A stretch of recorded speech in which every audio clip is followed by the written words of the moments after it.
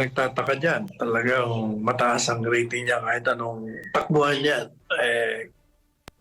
Pag yan ay tumakbo ng mayor sa Davao City, hands down.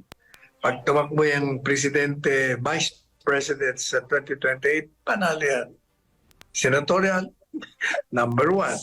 Muling nangunguna si dating Pangulong Rodrigo Duterte sa mga pagpipilian para sa Senado sa 2025 midterm elections. Ayon sa survey na isinagawa ng Publicus Asia na pahayag end of year voting disposition survey, nakakuha ang dating Pangulo ng 48% at isang kahangahangang trust rating na 59%. Sumunod si Anti-Crime and Terrorist Community Involvement and Support o ACT-CIS Party's Representative Erwin Tulfo na may 44% voting predisposition at isang parallel na 44% trust rating.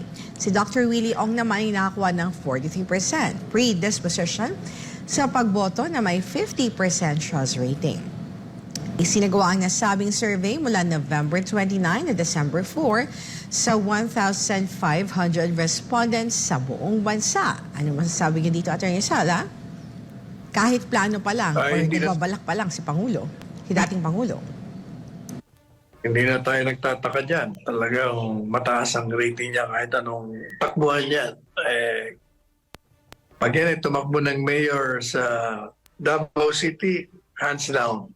Pag tumakbo yung presidente, vice president sa 2028, panalo yan. Senatorial, number one. Siya nga pala, hindi ko anong number ni Senador Bongo? Paki-flash ulit. Na ano siya, number 4 ba siya? Kailangan mataas din yun. 1, 2, Number 3, 4. Yeah, number 4. Senator Christopher Bongo. Sinundan ni Senator Amy Marcos and then Senator Ronald Bato de la Rosa. There's Senator Tito Soto, Isko Moreno, Ping Lacson, Lenny Robredo, Gibo Chodoro, and Pia Cayetano. Sila yung top 12 from number 1 si PRRD. FPRRD. Wala si Francis Tolentino dyan sa top 12. Dito sa Publicus Asia, wala.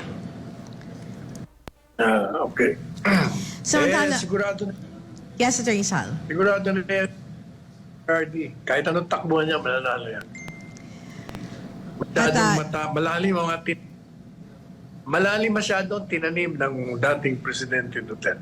Yes. Iba talaga, no? Pag yung marami kang naitanim pero yung mabubuti, Attorney Sal, para ibig sabihin, mabubuti rin yung aanihin mo. Kasi yung mga nagtatanim ng kasamaan, ang inaani ay kasamaan din.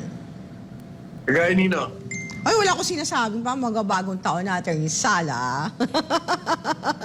Ikaw talaga, papahamak mo pa ako.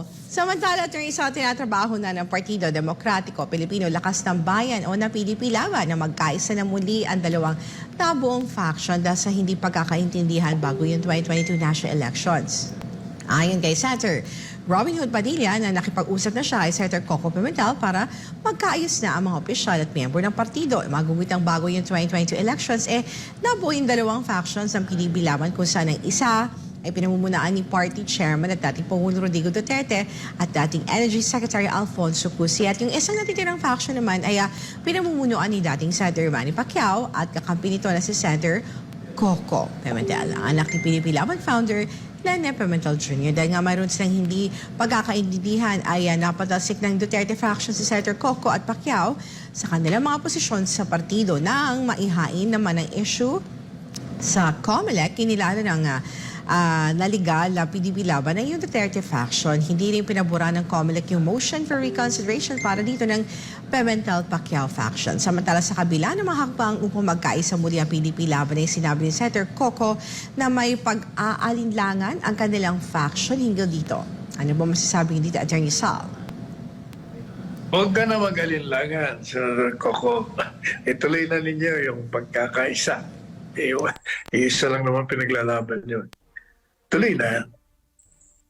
At habang papalapit ang ating selebrasyon sa New Year, Attorney Sal, nagbigay ng babala ang Philippine National Police laban sa mga nagbebenta ng paputok online. Kasi may mga nahulian na sila, Attorney Sal, sa mga ginawa nilang operations. At ang sabi nga ng pulisya, kung ikaw ay may balak magbenta ng mga paputok online, magdalawang isip ka na kasi may hinahanap sila na mga permit bago ka magbenta, whether online o kahit sa ibang lugar, no, o ibang plataforma. Kasi yun yung problema ng ating pulisya, Attorney Sal, kasi doesn't matter kung legal yung mga paputok o mas higit lalo kung hindi inaalaw ng pulisya yung mga fireworks sa binibenta yun dahil talagang huhulihin nila yung mga magbebenta online, Attorney Sal. Basta ako, gusto ko wala nang putok-putukan, iba na lang. Para walang nasasaktan. Samantala, Attorney Sal, sa kabila ng pahayag ng Department of Agriculture na may kasapatan tayo ng supply ng bigas, ito pa palawanag ng Department of Agriculture na it's either this month or on this January hanggang February ay inaasahan na yung pagdating ng mga nasa 500 metric tons na bigas na inangkat ng Pilipinas mula sa bansang India at Taiwan.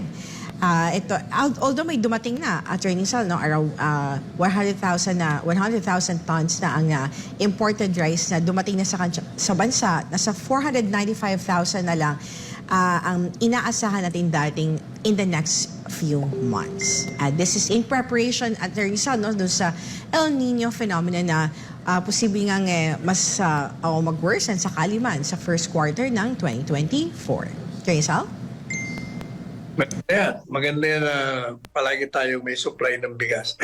Yan ang main staple ng mga Pilipino. Without it, talagang hindi makakain ng matino. Siyempre, ito yung mga problema na kailangan ma-address, Attorney Sal, dahil malapit sa bitukan ng taong bayan. Samantala, target naman ng Commission on Higher Education Chairman Prospero de Vera III na magbukas ng hanggang 5 karagdagang medical school sa susunod na taon na mag-aalok ng libreng medical program sa mga mahihirap na estudyanteng Pilipino. Sa isang public briefing, sinabi ni de Vera na layunin ng CHED na ipagpatuloy ang paggawa ng mga world-class o mapag-produce ng mga world-class sa mga doktor at nurse sa pamamagitan ng pagtatag ng mas maraming medical schools sa buong bansa. Dapat i-push ito ng CHED, Attorney Sal. Okay yan. Dapat libre para maraming maging doktor at mga nurses sa ating bansa.